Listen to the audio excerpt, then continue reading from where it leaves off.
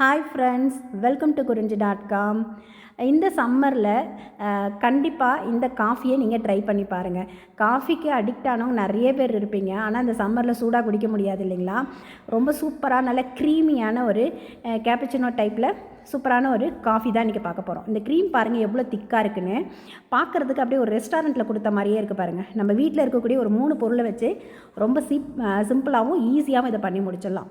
அது மட்டும் இல்லைங்க, இப்போ நம்ம ரெடி பண்ணியிருக்கோம் பாருங்கள் அந்த க்ரீமை. அதை நீங்கள் 1 வாரம் வரைக்கும் கூட ஃப்ரிட்ஜில் வச்சுருந்து யூஸ் பண்ணலாம். நல்ல ஒரு ஏர்டைட் கண்டெய்னரில் போட்டு ஃப்ரிட்ஜில் ஸ்டோர் பண்ணிட்டிங்கன்னா அந்த ஃப்ளஃபினஸ் குறையவே குறையாது. எவ்வளோ திக்காக இருக்குன்னு பாருங்கள்.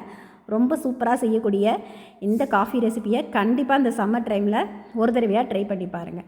இதுக்கு நம்ம வீட்டில் இருக்கக்கூடிய காஃபி தூள், சர்க்கரை, அதுக்கப்புறம் பால், இது 3 இருந்தால் போதும். இப்போ நான் இன்றைக்கி சன்ரைஸ் காஃபி தூள் தான் எடுத்திருக்கேன். நீங்கள் என்ன பிராண்டு யூஸ் பண்ணுவீங்களோ அந்த காஃபி தூள் எடுத்துக்கோங்க. இது எல்லாத்தையும் எதில் செஞ்சாலுமே ஒரே மாதிரி தான் வரும். என்கிட்ட இப்போ சன்ரைஸ் இருந்தது, அதனால் நான் அதை எடுத்திருக்கேன். அதில் பார்த்திங்கன்னா 1 டேபிள் ஸ்பூன் அளவுக்கு காஃபி தூள் எடுத்திருக்கேன். இப்போ நம்ம ரெடி பண்ணுறதே பார்த்திங்கன்னா கரெக்டாக நீங்கள் ஒரு 2 பேருக்கு நல்ல ஒரு டால் கிளாஸில் சர்வ் பண்ணலாம்.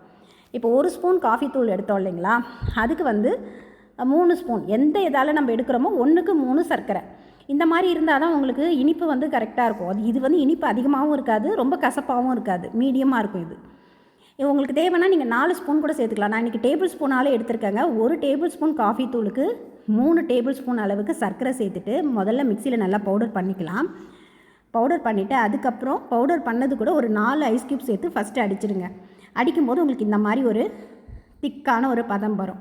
இப்போ திரும்ப ஒரு 4 ஐஸ் க்யூப் சேர்த்துக்குங்க. சேர்த்துட்டு அடிச்சிங்கன்னா ஓரளவுக்கு திக்காக க்ரீமியாக வரும். ஆனால் அது நமக்கு பத்தாது இல்லைங்களா? அது நமக்கு நல்ல ஃப்ளஃபியாக இருந்தால் தான் ரொம்ப நல்லாயிருக்கும். கண்டிப்பாக நான் இதை செஞ்சு காமிக்கிறேன் பாருங்கள். ரொம்ப ரொம்ப ஈஸிங்க.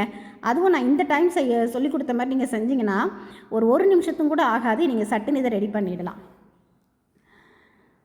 இப்போ பாருங்கள், இதுக்கு இந்த மாதிரி நல்லா க்ரீமியாக அடிச்சுட்டு ஒரு பெரிய பவுல் எடுத்துக்கோங்க. இதுக்கு கொஞ்சம் அகலமான பவுல் பெருசாக எடுத்துக்கோங்க. ஏன்னா இதை அடிக்கும்போது வெளியெல்லாம் தெரிக்கும் இல்லைங்களா? அதனால் நல்லா அகலமான பவுல் எடுத்திங்கன்னா உங்களுக்கு அடிக்கிறதுக்கும் ஈஸியாக இருக்கும். நம்ம வீட்டில் இருக்கக்கூடிய நார்மலான இந்த விஸ்க் எடுத்துக்கோங்க.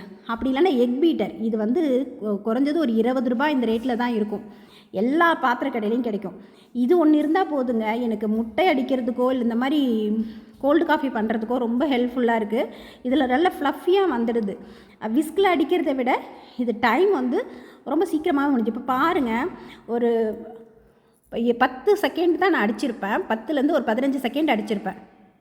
அதுக்குள்ளேயே இது எப்படி நல்லா அந்த கலர் மாறுது பாருங்கள். நம்ம எந்த அளவுக்கு அடிக்கிறோமோ அந்த அளவுக்கு இதோட கலர் மாறிக்கிட்டே வரும். இப்போ பாருங்கள், நல்லாவே கலர் மாறிடுச்சு. எவ்வளோ திக்காக இருக்குன்னு பாருங்கள். இது இந்த மாதிரி ஒரு எக் பீட்டர் இருந்து நீங்கள் அதில் அடிக்கும்போது ரொம்ப சூப்பராக இருக்குதுங்க. சீக்கிரமாகவே ஆயிடுச்சு. நம்ம அந்த விஸ்க் வச்சு அடிக்கும்போது அது கொஞ்சம் கை வலிக்கும். ஆனால் இது ரொம்ப ஈஸியாக பண்ணிட்டோம். எலக்ட்ரிக் பீட்டர்லாம் தேவையே இல்லைங்க. இது ஒன்று இருந்தால் போதும். இப்போ பாருங்கள் அந்த க்ரீம் எவ்வளோ திக்காக இருக்குன்னு. இந்த மாதிரி நம்ம ரெடி பண்ணிக்கலாம். இப்போ ரெடி பண்ணது பார்த்திங்கன்னா கண்டிப்பாக ஒரு பெரிய டம்ளரில் 2 டம்ளர் அளவுக்கு நம்ம ரெடி பண்ண கொடுக்கலாம், சர்வ் பண்ணலாம். இது நீங்கள் அதிகமாக போட்டு செஞ்சுட்டு ஒரு ஏர்டைட் பாக்ஸில் போட்டு ஃப்ரிட்ஜில் கூட ஸ்டோர் பண்ணிக்கலாம். இந்த க்ரீமை உங்களுக்கு எப்போல்லாம் காஃபி குடிக்கணும்னு தோணுதோ கண்டிப்பாக இந்த கோல்டு காஃபியை ட்ரை பண்ணி பாருங்கள். இப்போ நம்ம சர்வ் பண்ண போகிறோம். அதுக்கு பார்த்திங்கன்னா நான் கொஞ்சம் ஐஸ் க்யூப்ஸ் எடுத்திருக்கேன். அதே மாதிரி நார்மலாக நம்ம வீட்டில் காய்ச்சி ஆற வச்ச பால் இருக்கும் இல்லைங்களா, ஃப்ரிட்ஜில் வச்சுருந்த பால் தான் எடுத்திருக்கேன். இதுக்கு நம்ம திக்கு பால்லாம் எடுக்கணும்னு அவசியம் இல்லை. நார்மலாக நம்ம டீ காஃபிக்கு யூஸ் பண்ணக்கூடிய பாலே எடுத்துக்கோங்க. அவ்வளோதாங்க இதுக்கு தேவையான பொருள். ஆனால் இதை நம்ம ரெஸ்டாரண்ட் ஸ்டைலில் இப்போ சர்வ் பண்ண போகிறோம். இதுக்கு நல்ல ஒரு டால் கிளாஸ் எடுத்துக்கோங்க. கிளாஸ் இந்த கண்ணாடி டம்ளரில் போட்டிங்கன்னா பார்க்குறதுக்கு ரொம்ப ரிச்சாக அழகாக இருக்கும். இந்த மாதிரி ஒரு டால் கிளாஸ் எடுத்துகிட்டு இது எக்ஸ்ட்ரா உங்கள் வீட்டில் இருந்ததுன்னா மட்டும் இது சேர்த்துக்கோங்க. இல்லைன்னா நீங்கள் அப்படியே சர்வ் பண்ணுங்கள், ரொம்ப நல்லாயிருக்கும். இப்போ என்கிட்ட இந்த சாக்லேட் சாஸ் இருந்ததுனால அந்த கிளாஸுக்குள்ளே இப்படி ஊற்றுறேங்க. இது பார்க்குறதுக்கு லுக் வைஸ் ரொம்ப நல்லாயிருக்கும். இந்த கிளாஸ் டம்ளரில் உள்ள அந்த சாக்லேட் சிரப் ஊற்றிட்டு நம்ம அதுக்குள்ளே சர்வ் பண்ணும்போது ரொம்ப ரொம்ப சூப்பராக இருக்கும். பாருங்களேன், நான் காமிக்கிறேன். இப்போ ஒரு 1/4 ஸ்பூன் அளவுக்கு தான் சாக்லேட் சிரப் எடுத்திருப்பேன். இந்த மாதிரி கிளாஸ் ஃபுல்லாக நான் ஊற்றிட்டு அதுக்கப்புறம் இதில் நமக்கு தேவையான அளவுக்கு ஐஸ் க்யூப் சேர்த்துக்கலாம். இந்த கிளாஸ் பார்க்குறதுக்கு ரொம்ப அழகாக இருக்குது இல்லைங்களா? இந்த மாதிரி சர்வ் பண்ணும்போது எல்லாருமே ரொம்ப இன்ட்ரெஸ்ட்டாக குடிப்பாங்க, ஆர்வமாக இருக்கும். உங்கள் வீட்டுக்கு கெஸ்ட்டு வந்தால் கூட இந்த மாதிரி பண்ணி கொடுங்களேன், எல்லோரும் அசந்து போவாங்க. அவ்வளோ சூப்பராக இருக்கும். கண்டிப்பாக இந்த ரெசிபியை எல்லாருமே ஒரு தடவை ட்ரை பண்ணி பாருங்கள். அப்புறம் நீங்கள் அடிக்கடி இதை செய்வீங்க. நமக்கு தேவையான அளவுக்கு ஐஸ் க்யூப்ஸ் போட்டுட்டு இப்போ காய்ச்சி ஃப்ரிட்ஜில் வச்சுருந்த பால் தாங்க சேர்க்குறேன். இதில் நான் பால் எதுவுமே சர்க்கரை சேர்க்கலை. உங்களுக்கு தேவைப்பட்டதுன்னா நீங்கள் பாலில் கூட கொஞ்சம் சர்க்கரை சேர்த்துக்குங்க. ஏன்னா இந்த காஃபி வந்து கொஞ்சம் அந்த கசப்பும் இனிப்பும் இருக்கிற மாதிரி குடிக்கும்போது டேஸ்ட்டு நல்லாயிருக்கும். இப்போ அந்த பால் வந்து கிளாஸ் ஃபுல்லாக ஃபில் பண்ணிடாதீங்க. ஒரு 3/4 கிளாஸ் வர்ற அளவுக்கு மட்டும் பால் ஃபில் பண்ணிவிட்டு அதுக்கப்புறம் நம்ம ரெடி பண்ணி வச்சுருந்தோம் இல்லைங்களா க்ரீமு, அதை வந்து ஒரு 1/4 கிளாஸ்க்கு ஃபில் பண்ணுங்கள். இது குடிக்கும்போது அவ்வளோ திக்காக சூப்பராக இந்த சம்மருக்கு சில்லுன்னு செம்மையாக இருக்குங்க. கண்டிப்பாக ட்ரை பண்ணி பாருங்கள்.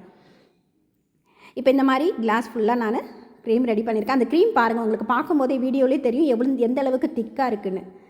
அவ்வளோ க்ரீமியாக இருக்கும். இப்போ வந்து பார்த்திங்கன்னா இதுக்கு மேலே நீங்கள் கொஞ்சமாக பூஸ்ட்டோ அல்லது காஃபி தூளை கூட லைட்டாக கையால் தூவி விட்டால் கூட நல்லாயிருக்கும்.